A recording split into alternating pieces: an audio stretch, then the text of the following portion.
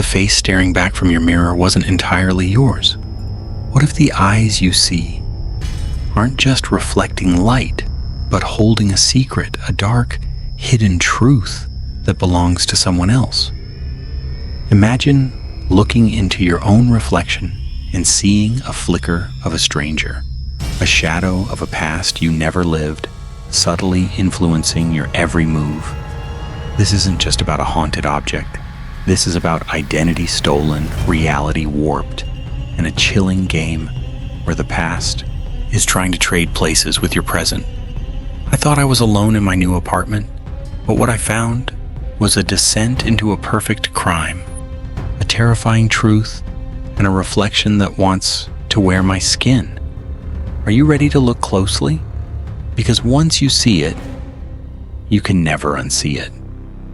The silence in my new apartment was a heavy, suffocating blanket.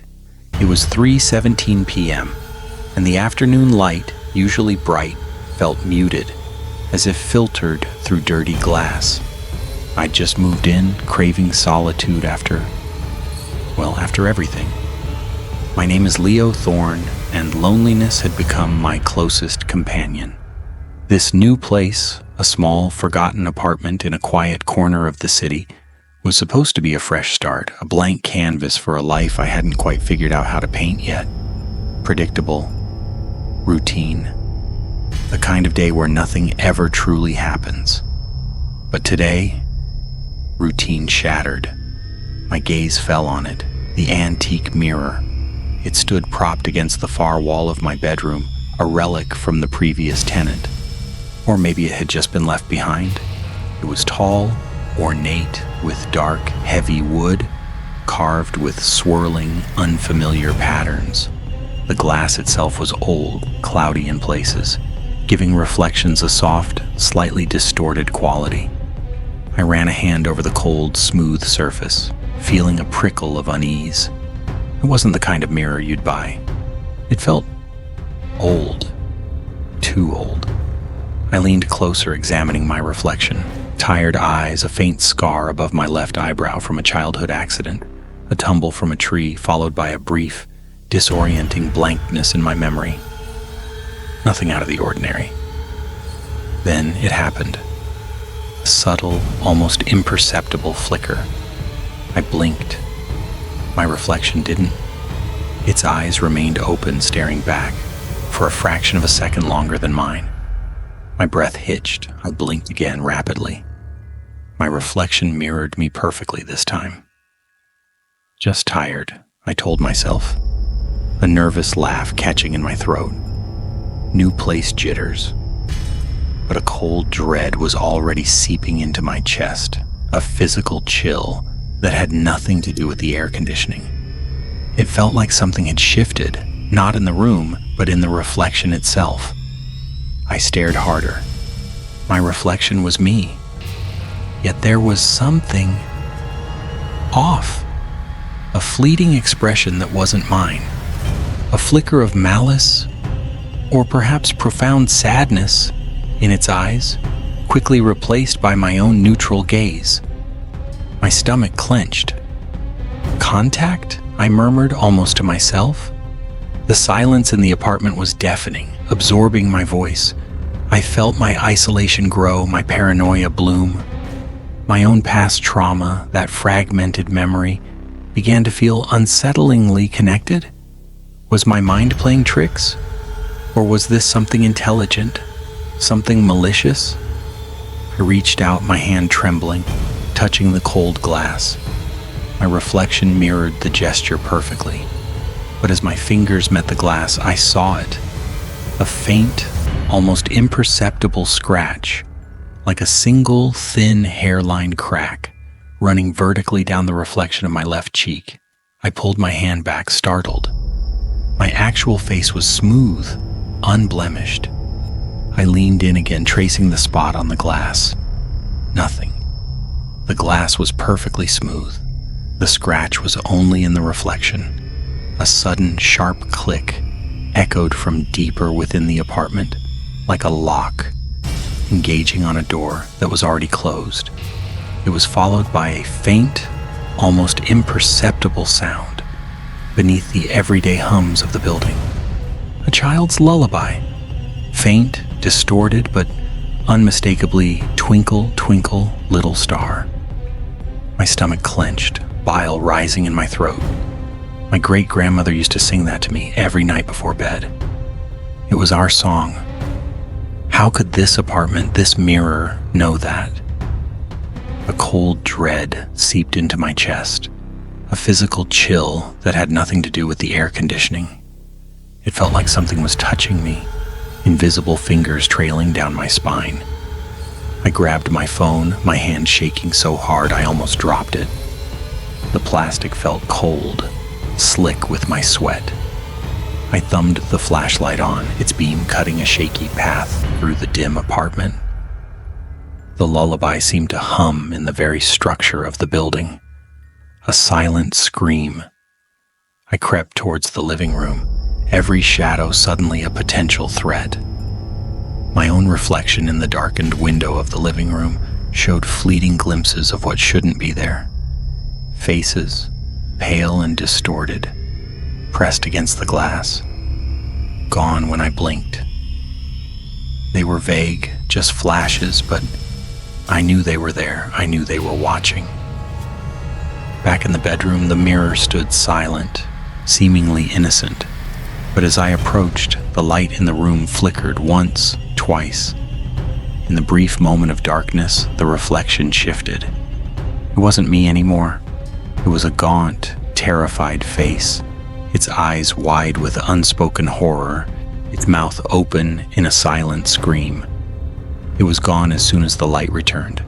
This wasn't just a trick of the light. It was an impossible anomaly, a presence from a place unseen, and I felt it targeting me. The horror felt personal, inescapable, right from the start.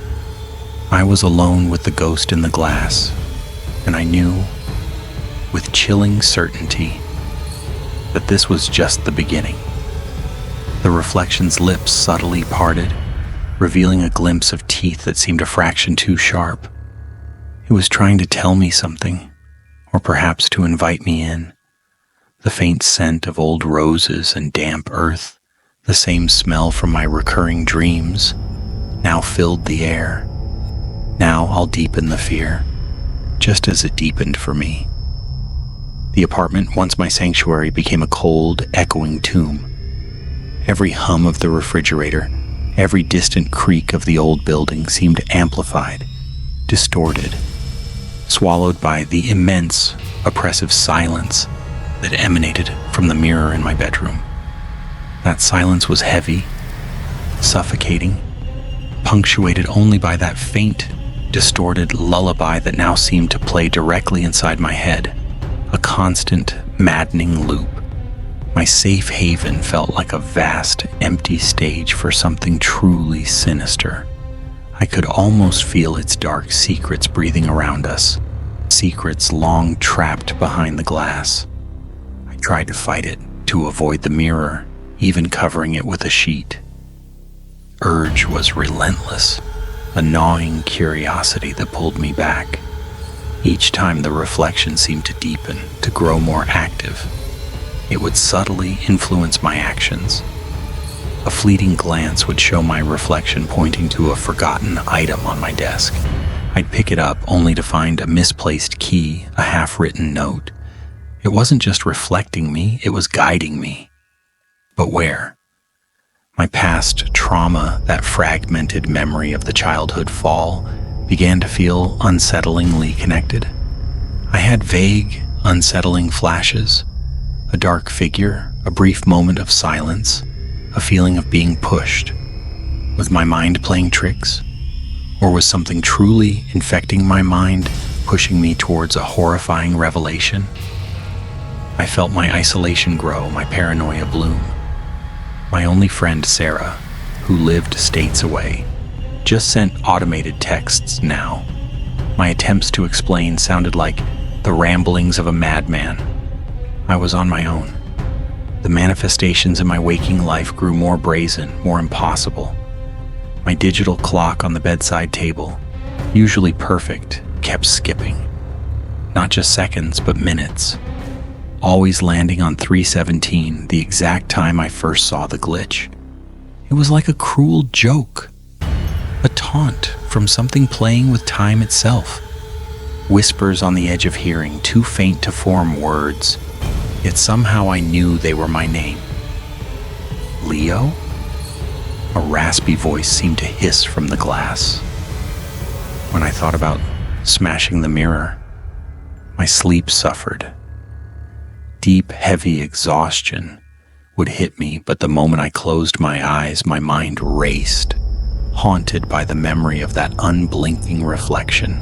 The motif of the single, thin hairline crack on the reflection of my left cheek became pervasive. It would appear on any reflective surface, my laptop screen, a window, or even the polished surface of my coffee table.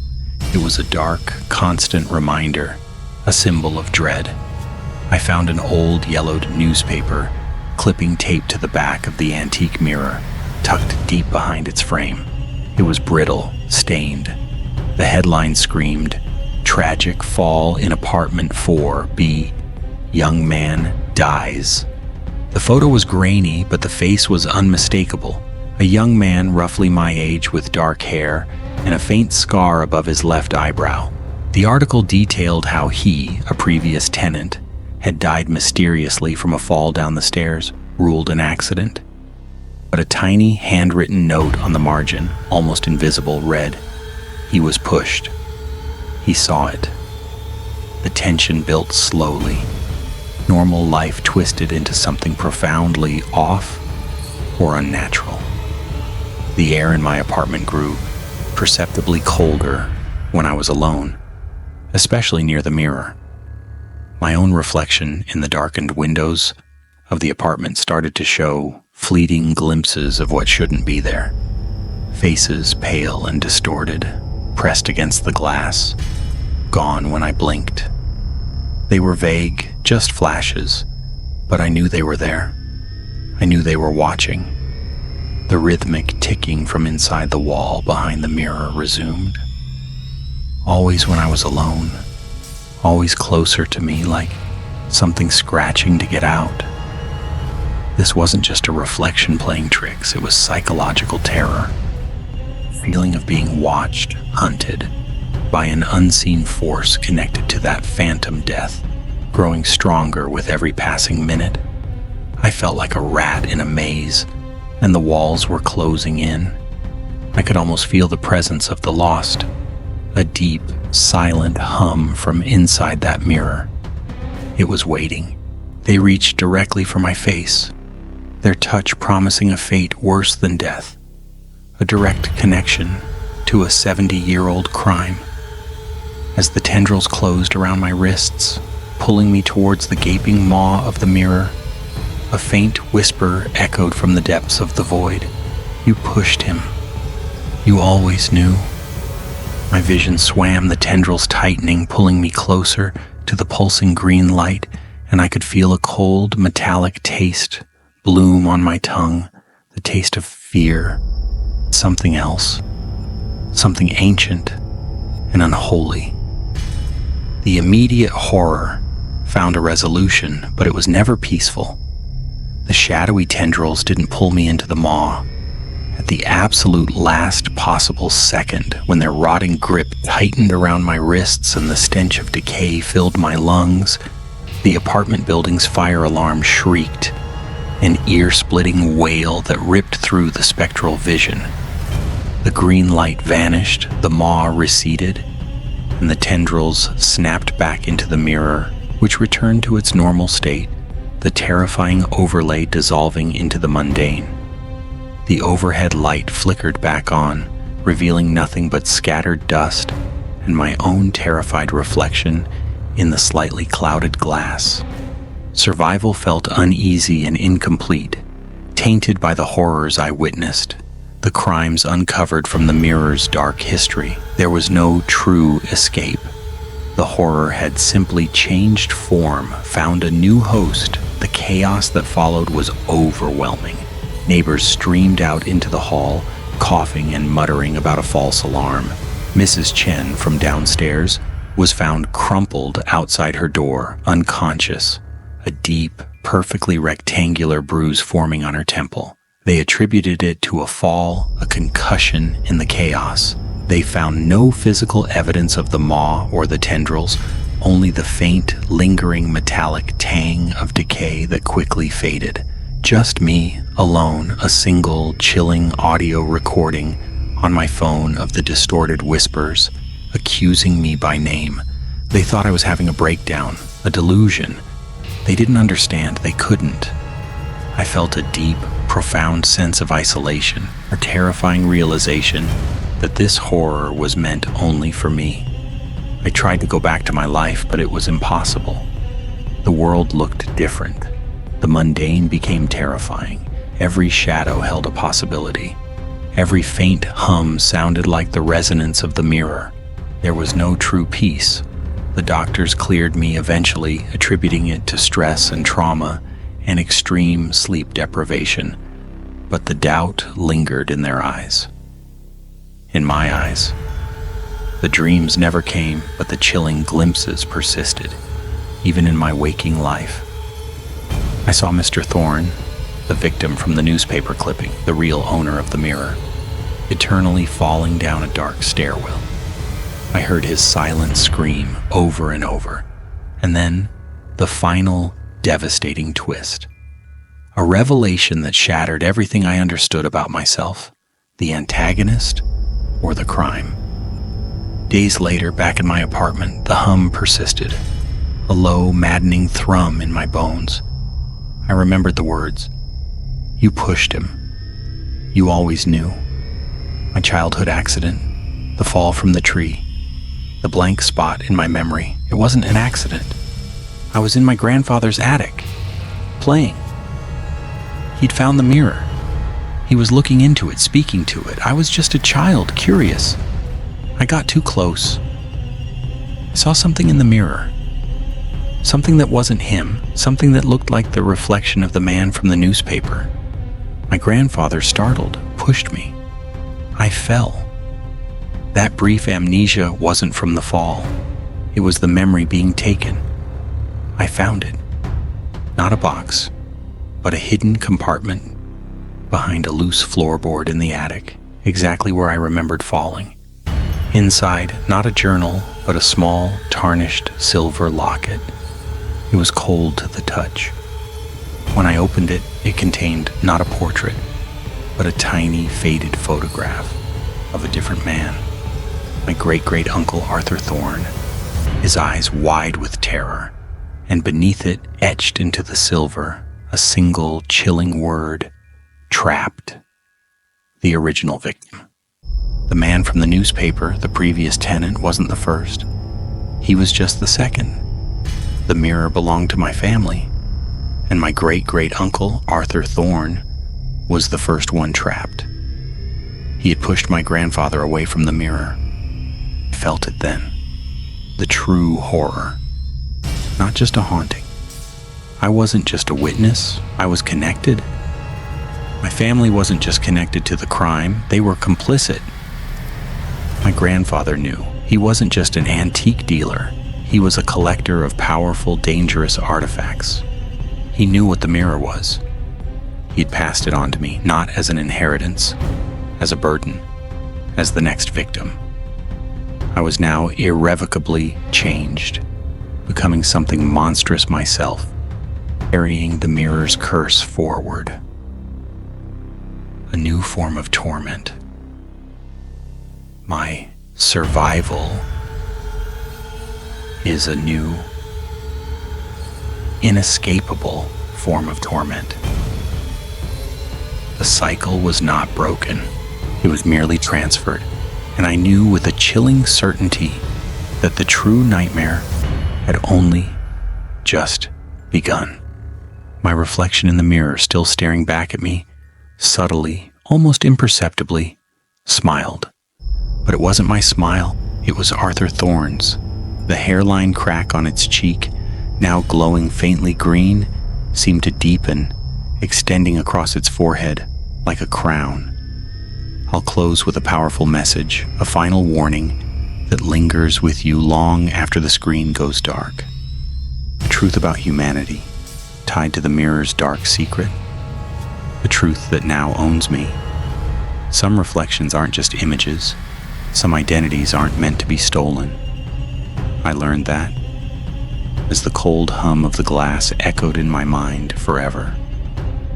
The greatest monsters aren't born, they're made. And sometimes they live in the most familiar places, waiting for a lonely soul to let them out. And sometimes they cling to the innocent, who aren't so innocent after all, those whose solitude becomes an invitation for a predator beyond the glass. The story feels complete, but profoundly unsafe.